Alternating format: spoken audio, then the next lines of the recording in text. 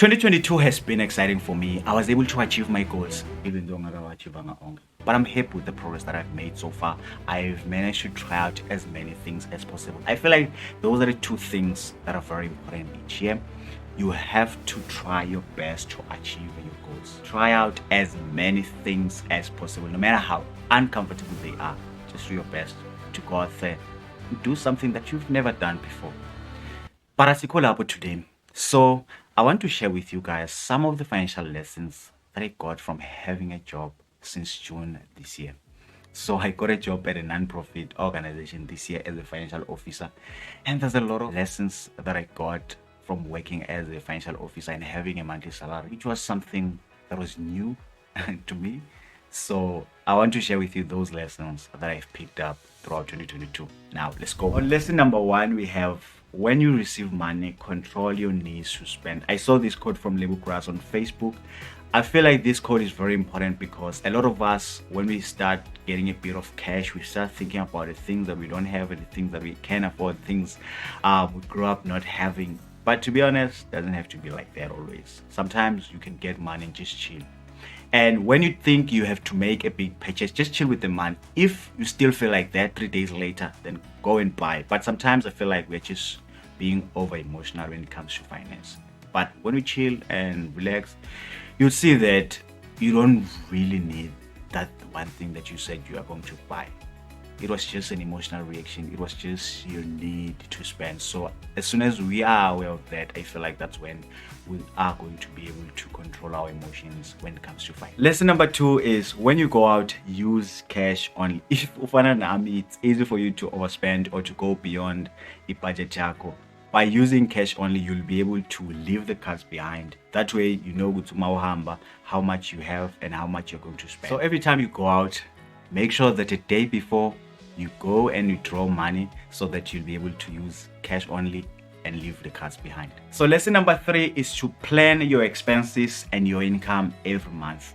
So this is something that I do. I just write all the expenses that I have and also the income that I'm going to receive.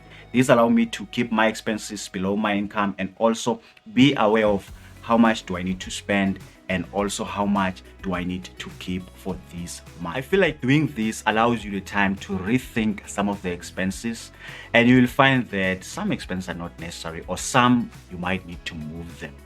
Lesson number 4 is to sacrifice some things, especially if we want to reach financial freedom. This has to be something that is at the back of our head. I wrote something on Facebook which says, without sacrifice, we're building nothing. If we say we want to achieve financial freedom, we want to work towards something financially, some sacrifice needs to be made. If we are buying clothes every month, now we have to rethink that. If we are saying that we are buying takeaways every day, now we have to rethink that. So there's a lot of things that we need to rethink, especially if we want to achieve some financial freedom. So yeah, rethink those expenses that you have on a monthly basis, on a daily basis, on a weekly basis, and see if they serve your goal to reach financial freedom. Lesson number 5 is to work towards something financially. Now what this means is to give your money some purpose. Because if you only have your money in a bank account, you're most likely to spend it when there's an emergency.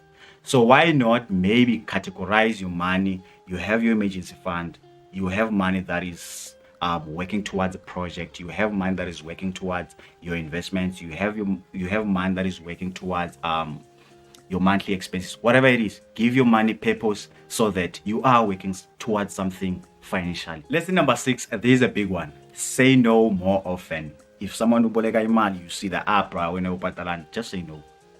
If people want you to spend on something and it's not aligned with your budget, just say no. Relatives want money now and then, just say no. The thing is, you have to have a structure when it comes to finances. If you don't spend money during the month, don't spend money during the month. If you only spend money on a monthly basis, month end, spend money month end. Number 7, start a side hustle. The goal here is to increase our income streams. This is something that I want to do 2023, whether I start a business or I sell something. So it's very important that we always look for ways to increase our income streams. Number 8, read something on personal finance. Hey bro, I don't know how many mistakes I would have made if I didn't learn or read anything about personal finance. So I think it's very important that we constantly look for ways to better manage our finances in books, podcasts, whatever it is.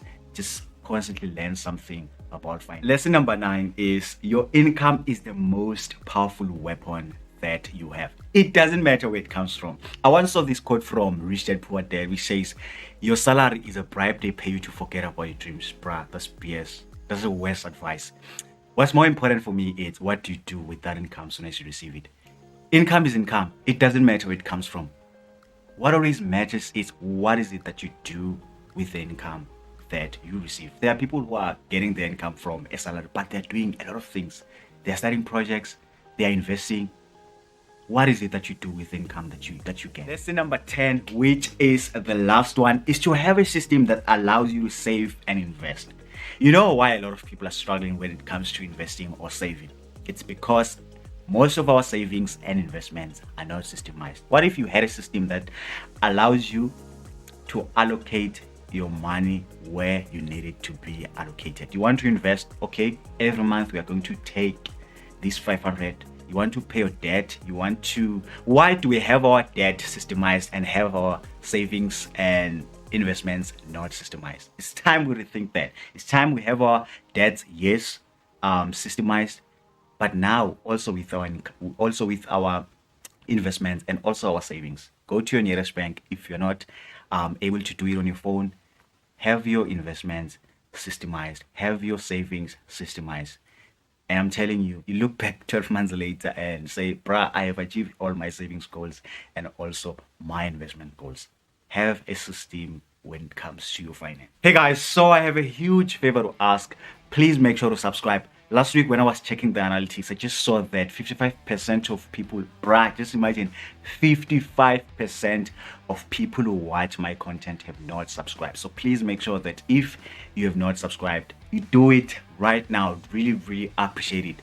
If this is something that you feel like you are getting value out of, please make sure to subscribe, leave a comment. Just let me know what you think about the content. How can we improve? Whatever it is, I would love to hear from you.